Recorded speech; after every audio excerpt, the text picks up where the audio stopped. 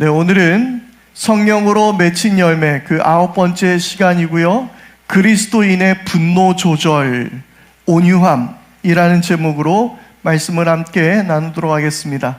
앞서 말씀드렸던 대로 오늘 크게 분노가 일어날 뻔도 했었는데 오늘 특별히 말씀 가운데서 우리가 이러한 상황 속에서 어떻게 또한 우리가 온유한 마음으로 살아갈 수 있을 것인지 함께 생각해 보는 시간이 되었으면 좋겠습니다. 21세기에 접어들면서 현대인의 정신건강 중 큰 문제 중 한 가지는 바로 분노 조절 장애입니다. 운전자들 경우에는 보복 운전에 관한 사건, 사고들이 많이 발생하고 있고요. 묻지마 폭행 또는 층간소음으로 인한 폭력 등이 바로 분노 조절 장애와 연관지어서 많이 등장하고 있습니다.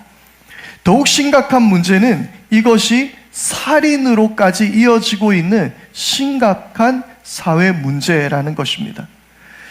그러한 사회적 문제까지는 아니더라도 우리 모두는 우리 속에서 끓어오르는 분노를 조절하지 못할 때가 많이 있습니다. 그리고 그것으로 인해서 관계가 틀어지거나 씻지 못할 상처를 주고받기도 하는 것이죠. 그러한 사회 속에서 오늘 우리에게 말씀하시는 성령의 열매, 말씀드렸던 대로 그것은 온유함입니다. 필립 케너스는요, 이 온유를 폭력적인 세상 속에서 맺는 열매라고 말했습니다. 그리고 이 온유함을 영어 성경에는 gentleness라고 번역합니다. 그렇습니다. 우리가 잘 아는 신사를 뜻하는 단어 gentleman, 이 바로 gentleness에서 파생된 단어입니다. 남녀 차별적인 말일 수도 있지만 멋진 신사가 가진 attitude, 그것이 온유함이라는 것이죠. gentleman, gentleness라는 단어로 이야기합니다. 그런데 바울 당시 로마 시대에는요, 온유함이라는 것은 긍정적인 이미지가 아니었습니다. 당시 진정한 남성은 온유함을 가진 젠틀맨, 그것은 나약한 것이라고 생각했습니다. 힘 있는 자가 진정한 남성성이라고 생각했던 시대였습니다. 니체 역시 도덕에 관해 말하면서 로마 시대의 주인 도덕이라는 것은 강함, 자랑, 자신감이고 우리가 흔히 좋은 의미로서 이야기하는 겸손, 용서, 봉사, 희생 등은 노예 도덕이라고 그는 말합니다. 그리고 니체는 이 노예 도덕을 선한 것으로 만든 것이 당시 노예들이었던 유대인들 그리고 기독교인들이었다라고 주장하는 것이죠. 그러니까 원래는 로마 시대, 그리스 시대에서는 이것이 부정적이었지만 기독교에 의해서 선한 것이 되었다라고 주장하는 것입니다. 니체의 말을 모두 긍정할 수는 없지만 당시 그리스 로마 사회에서 귀족과 주인이란 또는 진짜 남자는 겸손함과 온유함을 가진 사람이 아니라 힘이 세고 지배적인 사람이었다라는 사실입니다.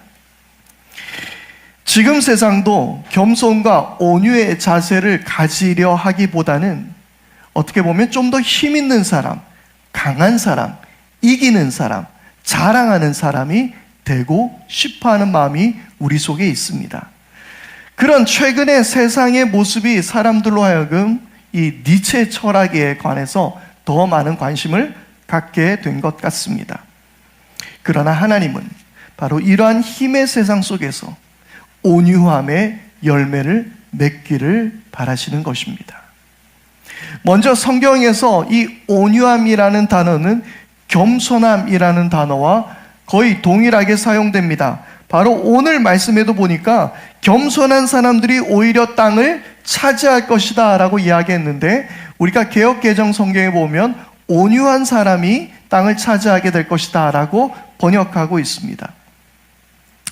민수기 12장 3절의 경우에 세번역 성경을 보게 되면 모세로 말하자면 땅 위에 사는 모든 사람 가운데서 가장 겸손한 사람이다 라고 번역하고 있지만, 좀 더 익숙한 개역개정 성경에서는 이 사람 모세는 온유함이 지면의 모든 사람보다 더하더라 라고 번역하고 있습니다.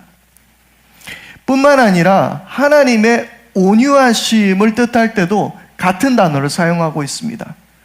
그런데 이 겸손함과 온유함, 이 단어 안에서는 억압, 비참함, 가난, 이런 의미도 함께 쓰는 단어라는 사실입니다.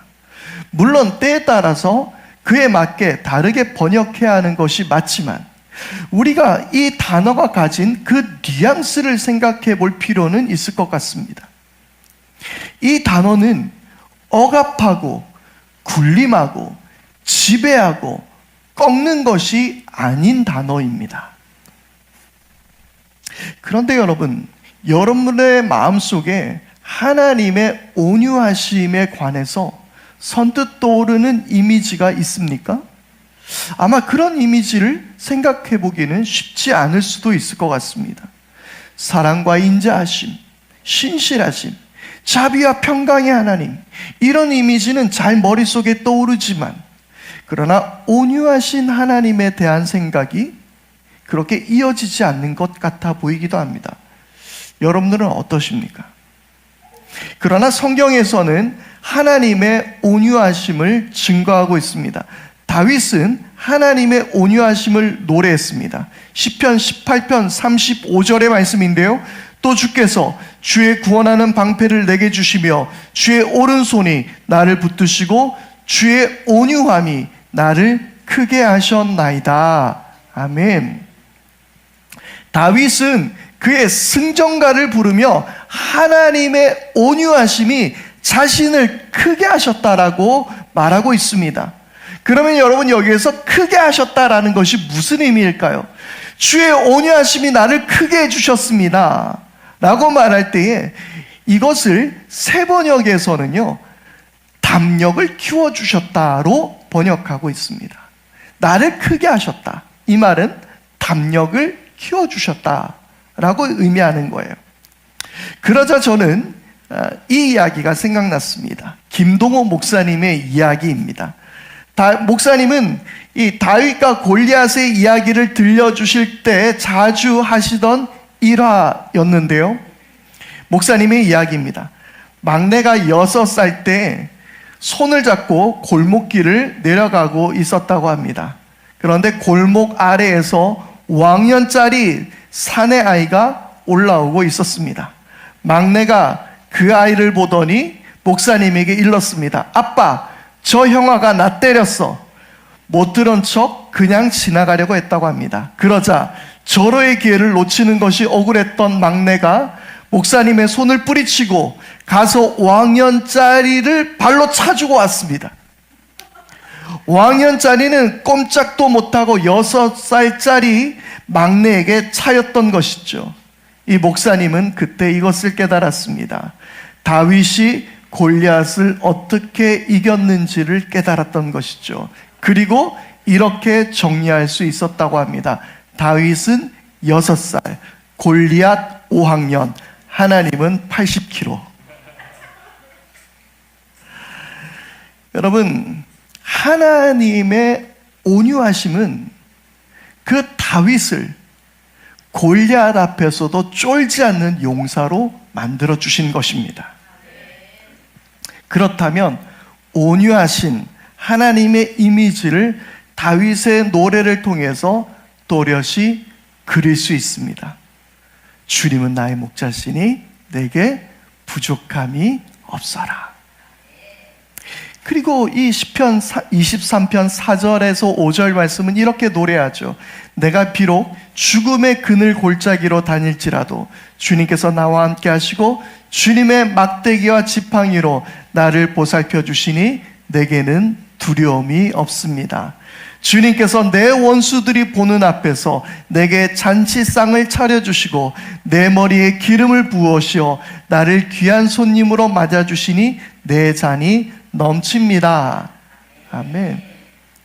하나님의 온유하심을 경험한 다윗은 하나님은 나의 목자가 되어주신다라고 노래하며 사망의 음침한 골짜기로, 죽음의 골짜기로 다닐 때도 주님께서 나를 인도해 주시고 원수들 앞에서조차 내게 잔치상을 차려주시는 우리 하나님이라고 그는 노래할 수 있었던 것입니다. 일전에 제가 양에 대해서 한번 설교했던 적이 있었습니다.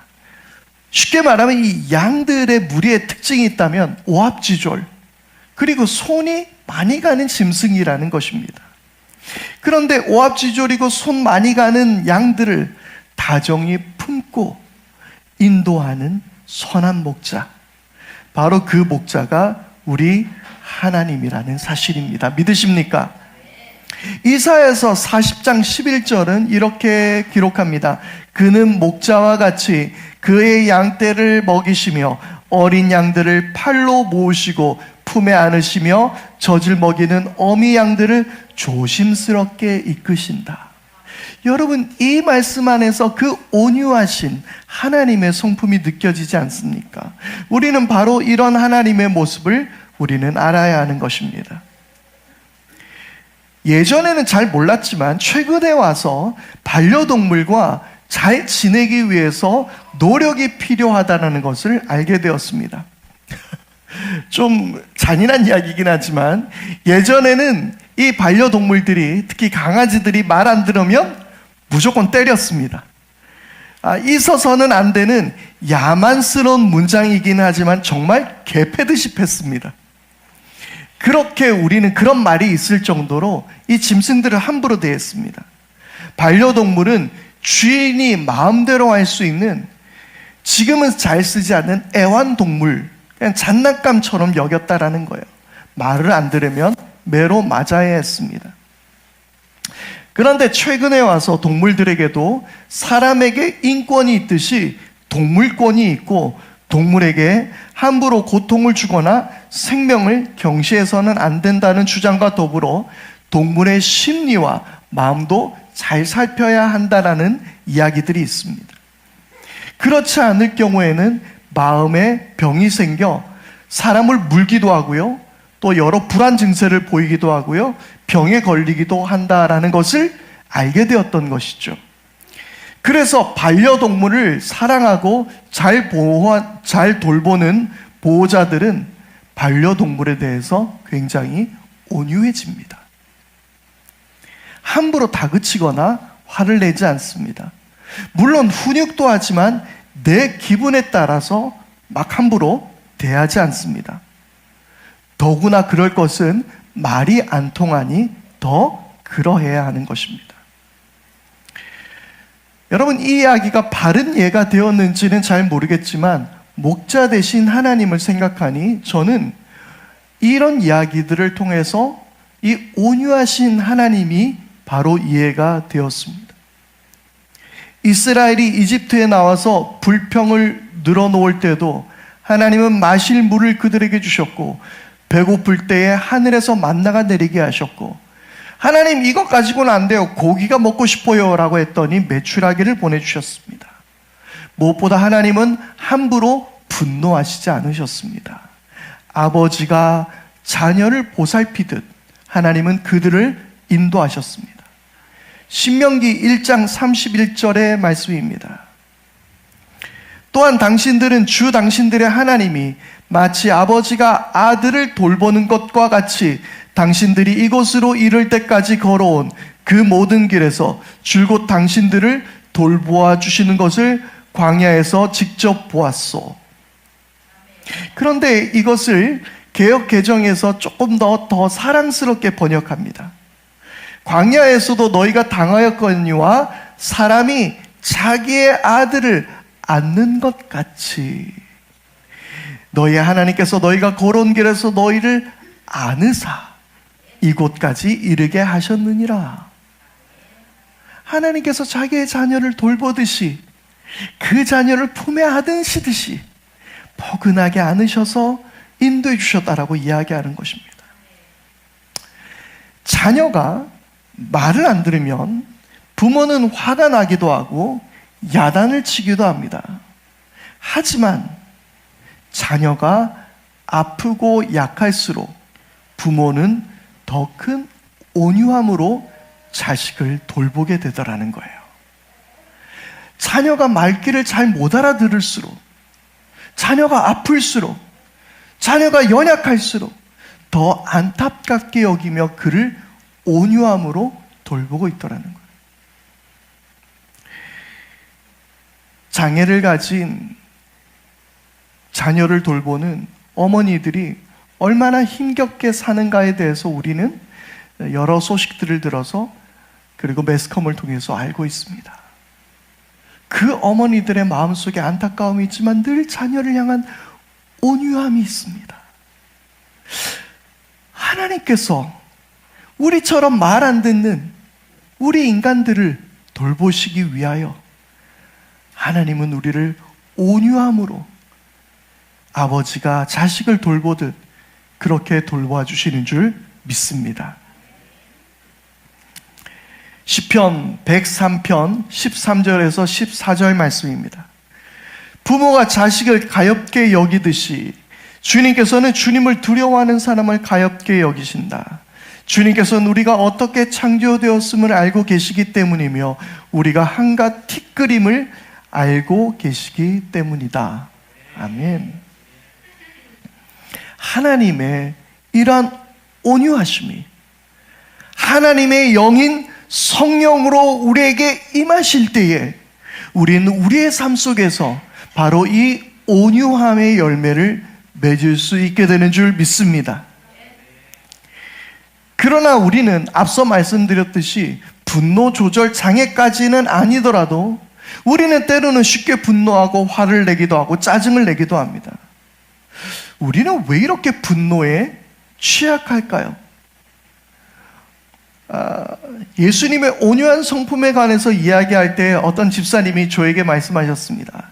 예수님이 그렇게 온유할 수 있었던 이유는 예수님께서 대한민국에서 차를 운전하지 않았기 때문입니다. 그런 이야기를 하더라고요.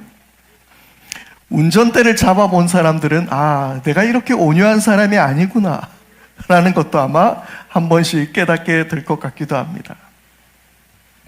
그런데 이 온유함의 문제는요, 비단 성도들만의 문제가 아닙니다. 가끔 후배들이나 그리고 제자들을 통해서 그런 목회자들인 제자들, 후배들을 만나보면서 자신의 교회의 목사님들, 목회자들에 대한 이야기들을 듣고 납니다. 들어보면 정말 심각하다라는 생각을 할 때가 많이 있습니다. 어서 빨리 그 목사님들 목회를 쉬고 병원에서 치료를 받아야 할 정도로 전신 상태가 심각한 목회자들이 많이 있더라는 거예요. 거의 분노 조절 장애가 아니라 그보다 더 넘어서는 그러한 목사님들의 모습들, 부교육자들을 대하는 그런 목사님들도 많이 있더라는 것을 알게 됩니다. 그러면 왜 우리는 분노하게 되는 것일까요? 흥미로운 이야기를 들었습니다. 이 뇌과학자인 장동선 박사님의 이야기를 통해서 듣게 되었는데요. 현대 심리학자들은 분노의 원인을 두 가지로 보고 있다고 합니다. 첫째는 위협에 관한 자기보호 메커니즘이 작동해서라고 합니다. 예를 들자면 원시시대에 외부인이 들어왔을 때 만약 그들을 친절하게 대했을 경우 어떤 일이 일어날까요? 다 털리는 거예요. 그러나 그 외부인을 향해서 경계하고 화를 내고 분노화를 하게 되면 자기 보호가 가능해지다라는 것이죠. 지금도 우리가 분노하는 요인을 잘 생각해 보면 자기 보호를 할 때가 많다라는 것을 깨닫게 됩니다. 그리고 또 한 가지의 분노의 메커니즘이 있습니다. 바로 그것은 좌절에 대한 분노입니다. 더 쉽게 말하면 계획했던 대로 생각대로 되지 않았을 때 생겨나는 분노라는 거예요. 특히 이것은 자신의 존재를 더 크게 볼 때 생기는 분노인데요. 자기 스스로에 대한 기대치가 높다 보니 세상 또는 타인이 나를 그렇게 대하면 안 된다라고 생각하는 거예요. 내가 이 정도인데 왜 그에 맞게 나를 대우해 주지 않느냐라는 것입니다. 그래서 분노하게 된다라는 거예요. 계획대로 되지 않을 때 분노하게 되더라는 거예요. 그런데 특히 이것은 가족에게 많이 나타납니다. 가족에게 실망하고 분노하게 되는 경우들이 있다는 것인데요. 흥미로운 것은 나를 느낄 때 활성화되는 이 뇌의 영역과 가족을 느낄 때 활성화되는 뇌의 영역이 아주 가까이에 있더라는 거예요. 심지어 이 뇌의 메커니즘은 나와 가족을 구별하지 못할 때도 있더라는 것입니다. 그러니 내가 예상했던 바를 벗어나게 되니 너무나 당연하게도 실망하고 분노하게 되더라는 거예요.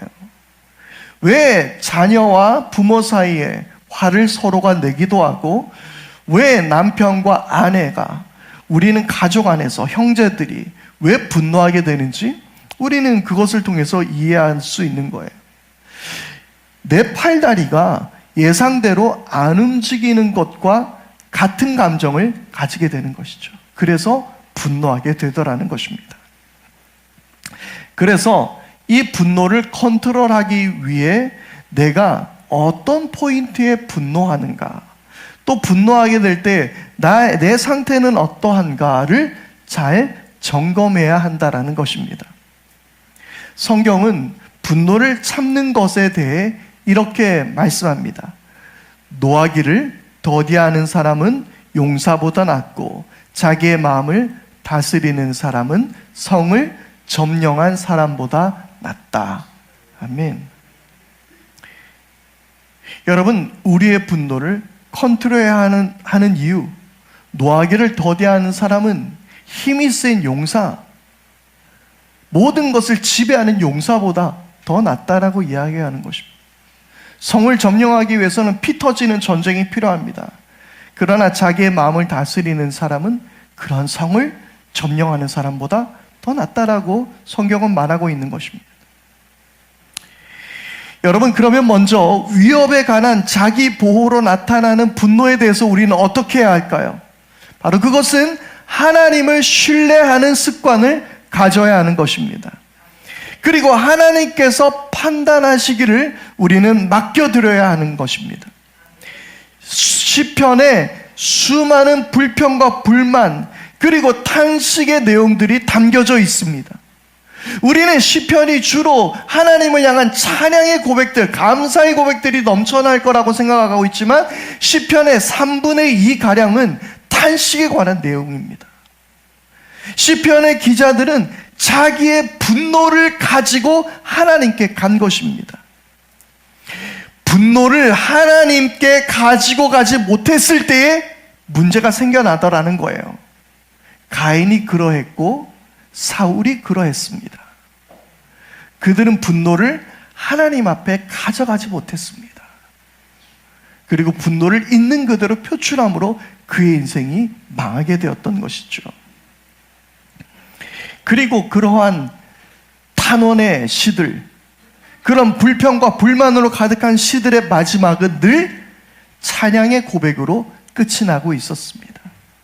하나님을 신뢰하고 하나님께 나의 분노를 가져갔을 때 나의 한숨을, 나의 분노와 염려를, 그리고 때로는 나의 슬픔을 찬양으로 바꾸어 주실 줄 믿습니다. 둘째로, 좌절에 대한 분노는 우리는 어떻게 해야 될까요? 계획대로 되지 않음에 대한 분노는 어떻게 해야 될까요? 이것은 우리의 겸손함으로 바꾸어야 합니다. 앞서 말씀드렸듯이 온유함과 겸손함을 뜻하는 히브리어는 같은 단어라고 말씀드렸습니다. 그러므로 온유함을 유지할 수 있는 가장 큰 힘은 바로 자신이 겸손해야 한다는 사실입니다. 빌립보서 2장 3절의 말씀입니다. 무슨 일을 하든지 경쟁심과 허영으로 하지 말고 겸손한 마음으로 자기보다 서로 남을 낮게 여기십시오. 아멘. 우리 옆에 분에게 한번 인사했으면 좋겠습니다. 당신이 나보다 낫습니다.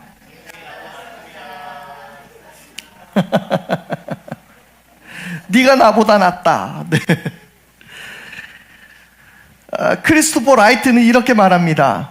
온유의 가장 깊은 뿌리는 겸손이다. 내가 다른 누구보다 인간적이며 결함이 있고 유혹을 받기 쉬운 존재임을 깊이 자각하는 것을 의미한다. 온유함은 자신이 잘났고 내세울 게 많고 내가 너보다 더 높다라는 교만함에서 파괴됩니다. 그래서 바울은 디도서를 통해서 이렇게 말씀합니다. 디도서 3장 2절인데요.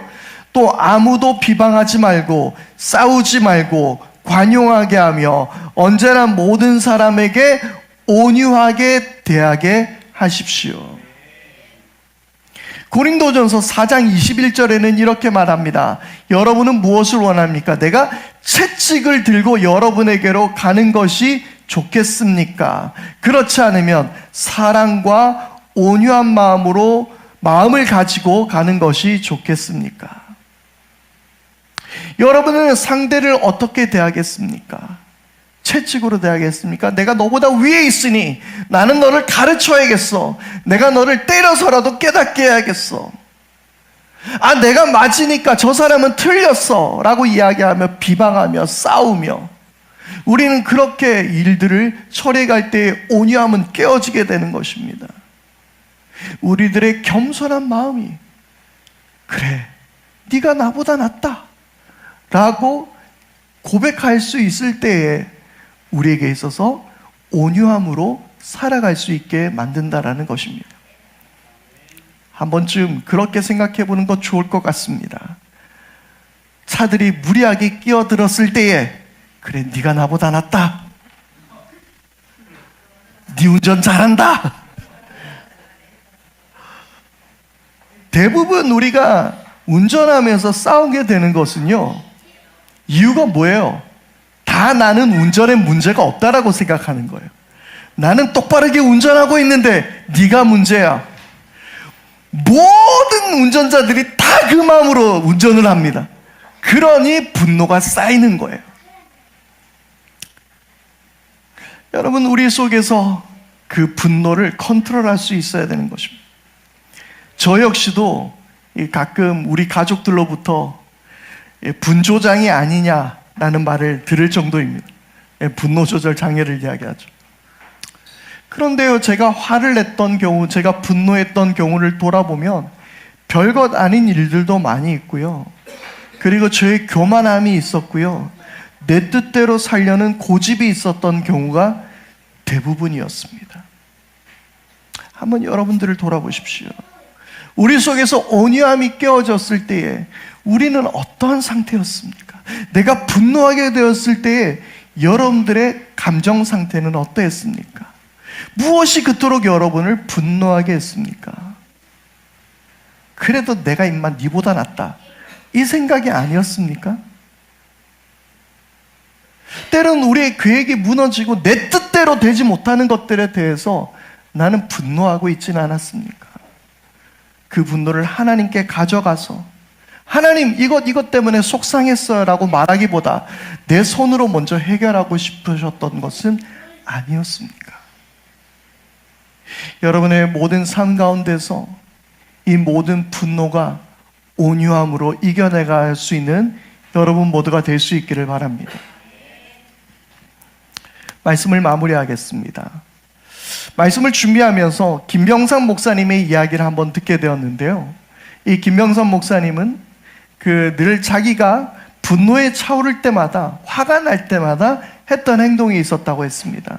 바로 그 시편의 말씀들인데요.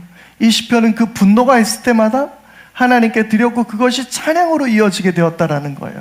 그러면서 그런 일들이 있을 때 늘 하나님을 찬양했다라는 것입니다. 그러니까 나중에는 목사님이 찬양하고 있으면 우리 목사님 화났구나 이렇게 생각할 정도였다라고 합니다. 그래서 성도들에게 저는 기분 좋을 때도 찬양합니다 라고 이야기를 굳이 하셨다고 하는데요. 여러분, 오늘 우리 분노를 하나님께 드리고요, 우리가 찬양하기로 결단해 보는 건 어떨까요? 그 모든 분노들 속에서 오히려 하나님을 찬양해 보십시오. 그때 하나님께서 놀랍도록 우리를 성령의 사람으로 만들어 주실 줄 믿습니다. 우리 함께 찬양하며 고백하십시다. 모든 상황 속에서 나는 주님을 찬양하겠습니다. 아까 우리 예배 때 계속해서 전기가 내려가고 뭔가 마음대로 뜻대로 되지 않고 제 속에서 또 분노가 끌어오고 이게 왜 이럴까 그렇게 했을 때에 정말 그 마음이 생겼더라고요. 그리고 여러분들을 통해서 또 그 반주가 다 끊어졌을 때 여러분들의 목소리로만 나왔을 때 이렇게 예배 드릴 수도 있겠구나 라는 생각이 들었던 것 같습니다. 모든 상황 속에서 그렇게 주님을 찬양하는 우리 모두가 다 되기로 결단하며 함께 찬양하십시다.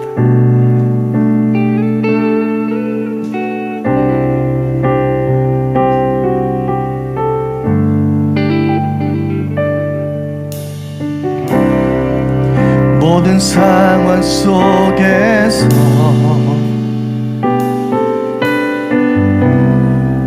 주를 찬양할지라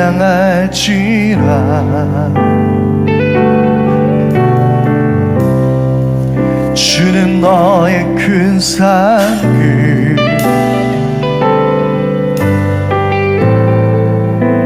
큰 도움이시라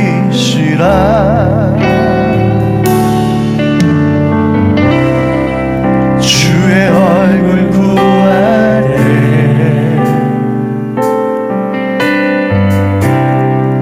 주의 영을 부사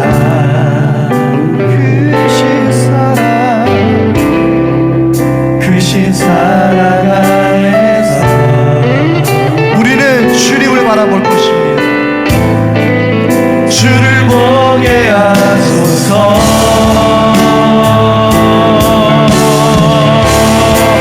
내 영혼이 완전되고 완전되어 싸우니 믿음의 눈으로 주를 바라봅니다.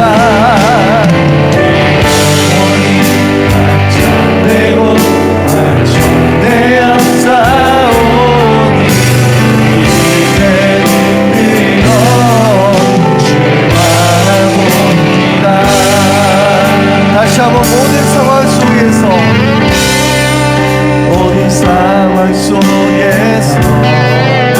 주를 찬양할지라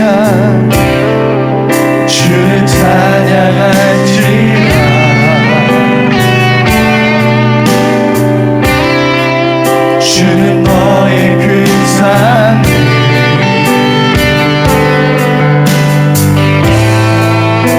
큰 도움이시라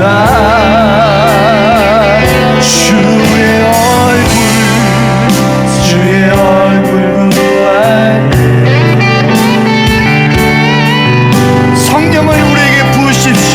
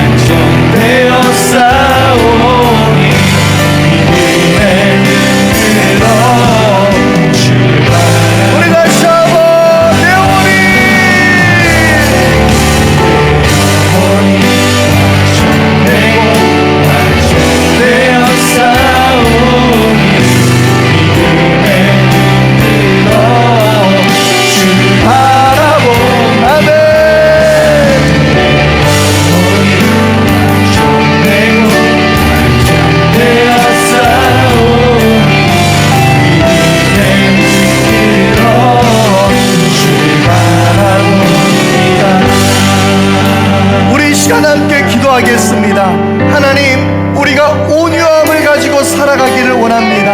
하나님, 우리가 분노할 때마다 하나님을 찬양하게 하시고 하나님 앞에 나가게 하시고 겸손함으로 살아가게 하여 주시옵소서. 내 뜻대로 내 생각대로 되지 않더라도, 내가 마음먹은 대로 되지 않더라도 오직 하나님을 신뢰하며 주님을 찬양하게 하여 주시옵소서. 함께 기도하겠습니다. 아버지 하나님, 우리가 얼마나 많은 분노에 아버지 하나님 우리가 때로는 노출되어 있고 때로 우리가 그것으로 인하여서 실망하고 아버지 하나님 우리가 좌절할 때도 있습니다. 내가 이것밖에 안 되나 생각될 수도 있습니다. 하나님, 때로는 내가 교만하여서 내가 이 정도 대우를 받아야 한다고 생각할 때도 있습니다. 그러나 겸손함으로 주님 앞에 내려놓습니다. 나보다 남을 더 낮게 여기기를 원합니다. 아버지 하나님, 또한 하나님 말씀을 신뢰하기를 원합니다. 우리들의 모든 상처들, 우리들의 모든 마음들, 그것을 주님께 가져갑니다. 아버지 하나님, 주님께서 우리를 회복시켜주시고 있습니다. 주님, 우리를 새롭게 하시고 있습니다. 주님, 우리를 신뢰하게 하시고 온유한 사람으로 살아가게 하여 주시옵소서. 아버지 하나님, 그 온유함이 주님 우리의 되게 하시고 주님 우리의 삶을 인도하여 주시옵소서.